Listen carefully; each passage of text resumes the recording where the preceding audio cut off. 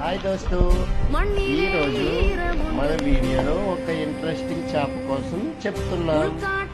ఈ చేప పడితే ఏ మత్స్యకారుడైనా ఏడవాలో నవ్వాలో అర్థం కాదు.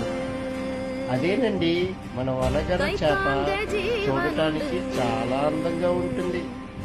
చూడండి నీటిలో ఎంత బాగా ఈస్తున్నాయో.